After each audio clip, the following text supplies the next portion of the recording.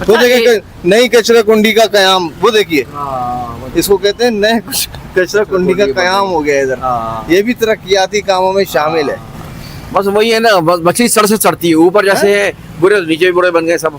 नहीं सब बुरा हाल। कोई नहीं है, आप बुरा मत कहें। देखें आप ये ऐसा कहेंगे ना तो आप वो प्रोग्राम भी नहीं चला सकेंगे, कोई बात भी नहीं कर सकेंगे। कोई डाला आ गया, कोई केबिन आ गया, घुमा के ले आएगा, चिड़ियाघर की सैर करा के ले आप बात करा करें। ये बेहतरीन लोग हैं माशाल्लाह, बेहतरीन काम कर रहे हैं। जो भी आए यहाँ पे, जो भी पार्टियां आई हैं तो उसने तो खून चूसा है और अभी भी चूस रहे हैं यार। कहाँ खून, इतनी बेहतरीन पार्टियां हमारी 10-12 पार्टियां हैं माशाल्लाह, जिनको अल्लाह कायम व दायम रखे।